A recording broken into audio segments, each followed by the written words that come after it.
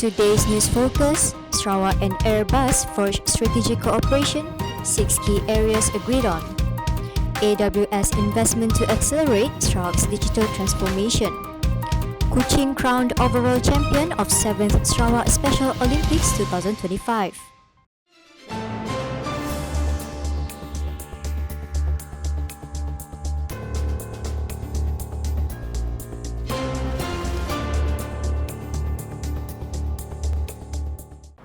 Assalamualaikum and good evening.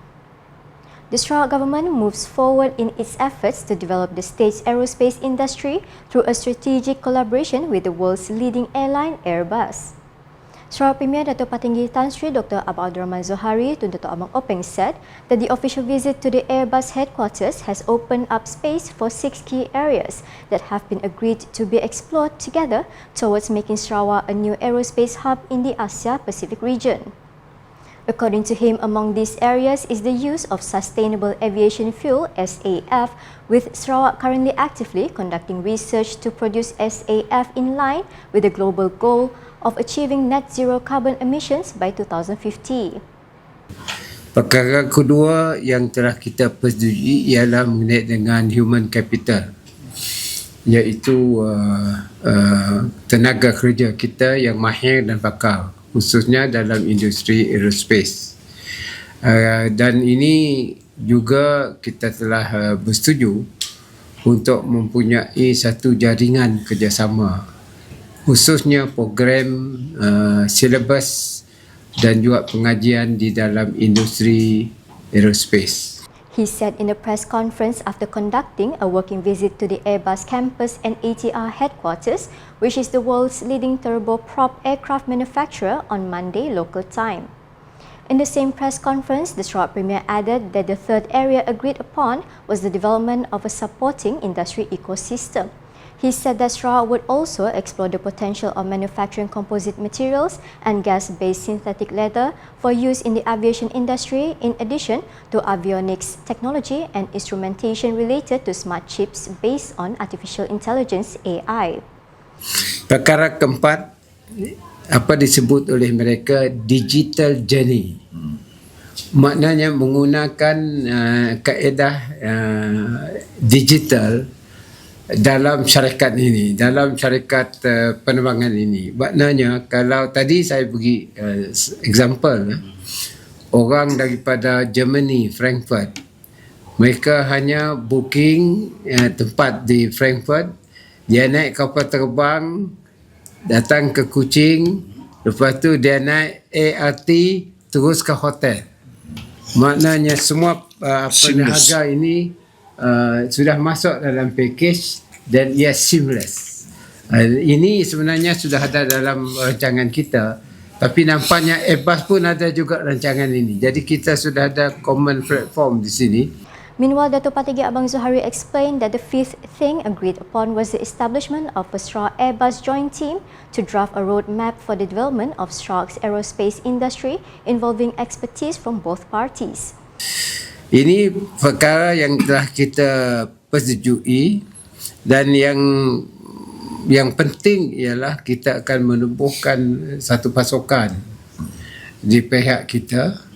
Dia akan menubuhkan pasukan di pihak Airbus, dan ini menjadi satu gabungan kerjasama dan perbincangan di antara pakar-pakar yang ada untuk mewujudkan satu industri yang berupa katalis di dalam industri penerbangan ini. Saya rasa ini akan menjadi satu kerjasama yang erat di antara negara-negara Eropah dan juga kita di Asia Pasifik. Actually, what is happening is this: it is part and parcel of what they call EFTA, European Free Trade Association Agreement. The sixth item involves the development of Aerotropolis in an effort to strengthen the development of the aviation industry in the region. Nombor tiganya, kita ada kawasan untuk mewujudkan apa disebut sebagai Aerotropolis. Macam di Airbus ni. Dia punya kawasan tidak juga banyak. Jadi saya cadangkan kita gunakan about 100 acres di mana semua building tu dia interrelated. Dan tadi pun nampaknya bukan sejak Airbus tetapi ATR. Kita ada model baru lah. Tadi saya serah kepada chairman Borneo SS kita dan rakannya, timnya, dengan presiden tadi, dengan timnya, dan mungkin ia menjadi satu proposal negara-negara. Earlier, the Sarawak Premier and his delegation conducted a working visit to the headquarters of ATR, the world's leading turboprop aircraft manufacturer in France.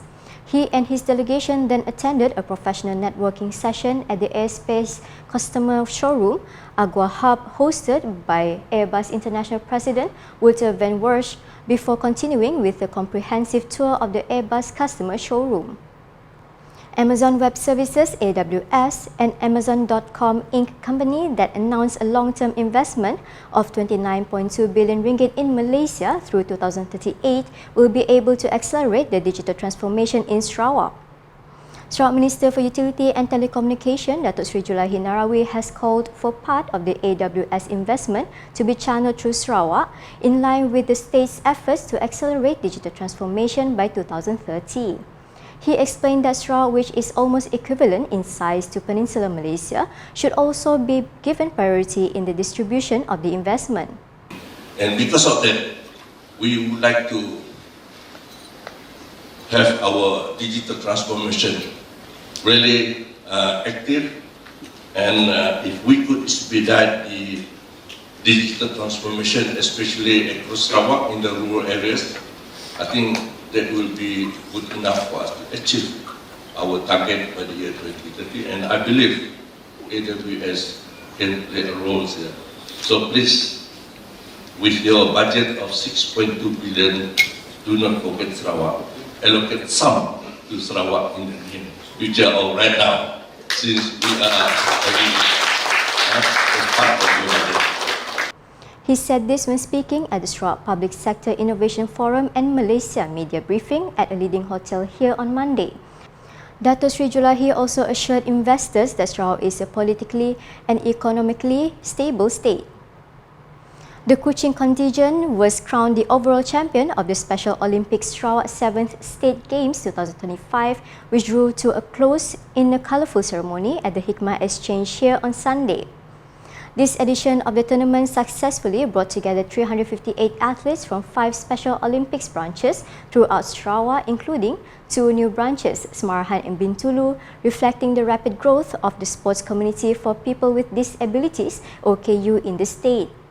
Minister for Women, Early Childhood and Community Wellbeing Development, Datuk Sri Fatimah Abdullah, in her speech, said that apart from the 358 athletes, this tournament also involved more than 400 people, including delegation leaders, volunteers and technical staff, making a total of more than 800 participants who made the biennial sports games a success.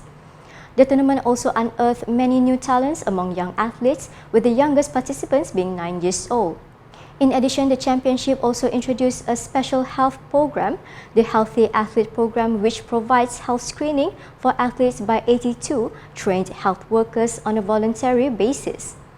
Sarawak is also the only state in Malaysia to have developed an official database of Special Olympics athletes, a result of the Cebu chapter initiative, with more than 800 athletes currently registered throughout the state.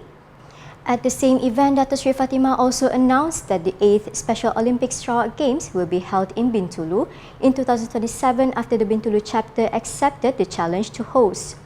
The Sarawak government was also given credit for approving a grant of 1.9 million ringgit to successfully organize the 7th edition of the Special Olympics this year, reflecting the government's high commitment in empowering the disabled community through sports and inclusive community development. The National Science Week MSN 2025, which was launched at the University Technology Mara UiTM Semarahan campus on Sunday, will last for 6 months, covering 6 main locations nationwide, as well as special initiatives in rural and inland areas. Minister of Science, Technology and Innovation Chang Lih Kang said that although called a week, the program actually lasts for several months until the end of the year, with various activities and tours arranged to attract students' interest in the fields of science and technology. Kita akan sampai hujung tahun lah. Biasa kita akan ambil dalam 6 bulan lah, untuk kita selesaikan semua program, termasuklah jelajah, termasuklah Kembaran Sains Borneo dan lain-lain. Yang 30 buah sekolah tu untuk Sarawak saja? 14 di Sarawak, 16 di Sabah. Dan kita jangka akan memanfaatkan dalam 30,000 orang pelajar lah. Speaking at a media conference after the launch, the Borneo Science Track will bring science exhibition equipment to rural and inland areas to ensure access to science and technology knowledge is not limited to students in the urban areas only. He added that the content of the program at each major location is similar, but adjustments are made depending on logistics and local needs. For this year, the ministry is targeting at least 300,000 participants from all over the country. So, ini adalah beberapa inisiatif yang kita akan bawa, dan kita harap dengan adanya inisiatif ini lebih ramai pelajar, bukan saja pelajar yang ataupun anak-anak kita yang di bandar saja, dia dapat mempelajari tentang sains dan teknologi, tetapi juga anak-anak kita di luar bandar dan di pedalaman, orang kata underserved area, juga ada dapat peluang untuk mempelajari sains dan teknologi.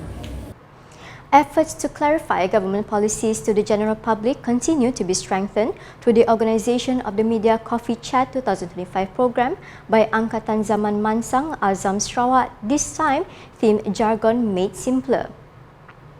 The High Impact program aims to make it easier for media practitioners to understand and convey development terms and concepts that are often presented in technical terms to ensure they are easier for the people to understand. 5 guest speakers shared their views and knowledge in their respective fields covering various strategic development sectors. The sharing session was further enhanced by the presence of Deputy Minister for Energy and Environmental Sustainability, Datuk Dr. Hazlan Abang Hibni, who also delivered a special briefing titled Introduction to Sarawak Premier's Initiatives and Commonly Used Jargon. This initiative has become an important platform in strengthening the relationship between the media and development agencies while ensuring that the delivery of government information can be easily accessed by all levels of society. And that's the English edition with me, Didi Nursyafiqah. More news can be found in our official portal, ukas.sarawak.gov.my, and social media platforms including Facebook and YouTube. We conclude tonight's UKAS Bulletin with snippets of the Sarawak Premier and delegation during their working visit to the Airbus campus and ATR headquarters in Toulouse, France on Monday local time. #SaraFormasiRakyat. Have a good night.